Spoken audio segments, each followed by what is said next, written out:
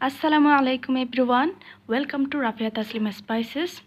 যে যেভাবে গরুর গোস্ত রান্না করুক না কেন, আমার কাছে বাটা মশলা আর হাতে মাখা গরুর গোস্ত সবচেয়ে বেশি সুস্বাদু আমার কাছে মনে হয়।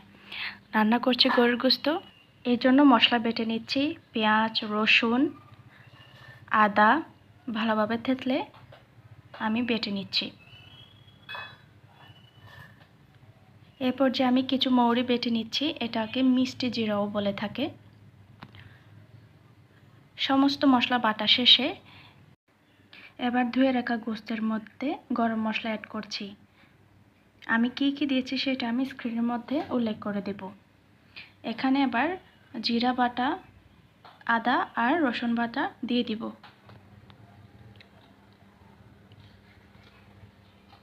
এই পর্যায়ে আমি পেঁয়াজ বাটা দেব। এখানে আমি পেঁয়াজটা একদম মিহি করে বাটিনি। এই পর্যায়ে শুকনো মশলা অ্যাড করব। প্রথমে হলুদ দিচ্ছি, এরপরে ধনিয়া গুঁড়া দিচ্ছি 3 টেবিল চামচ মতো আমি দিয়েছি। এরপরে জিরা গুঁড়া দিচ্ছি,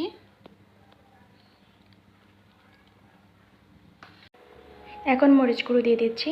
ঝালটা আপনাদের পরিমাণ মতো দেবেন। এবার তেল দিয়ে ভালোভাবে মাখিয়ে নিতে হবে। মশলার সাথে ভালোভাবে সুন্দর মতো মাখিয়ে নিচ্ছি আমি। মাখিয়ে নেওয়া শেষে আমি চুলায় বসিয়ে দিয়েছি। এবার ঢাকনা দিয়ে কিছুক্ষণ অপেক্ষা করছি। এবার ঢাকনা তুলে একটু নাড়িয়ে চাড়িয়ে দেব।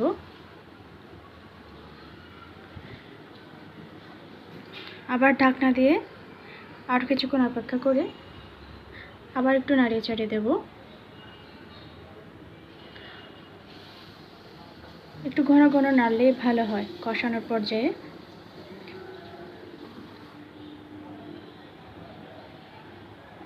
আবার ঢাকনা দিয়ে আমি পরবর্তীতে আবার চেক করে লবণ দিয়ে দিচ্ছি।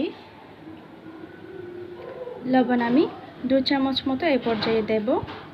পরবর্তীতে যদি লবণ প্রয়োজন হয় তখন অ্যাড করে দিব। আবার একটু নাড়িয়ে ছাড়িয়ে ঢাকনা দিয়ে দিব। একেবারে কষানো শেষে ফিরে আসছি। আমার একদম কষানো হয়ে গেছে। এ পর্যায়ে আমি গ্রেভির জন্য পানি অ্যাড করব। এখানে 2 কেজি মতো গোস্ত, এই জন্য আমি 2 মগ মতো পানি দিয়ে দিচ্ছি। এতে মাংসটাও যদি ভিতরে কাঁচা থেকে যায় তাহলে আরও ভালোভাবে সিদ্ধ হয়ে যাবে। এবার ঢাকনা দিয়ে রান্নাটা হয়ে আসা পর্যন্ত অপেক্ষা করছি। এই পর্যায়ে আপনাদেরকে দেখিয়ে দিচ্ছি আমার রান্নাটা একদম কমপ্লিট হয়ে গেছে। এবার আমি প্লেটে পরিবেশন করে নিচ্ছি।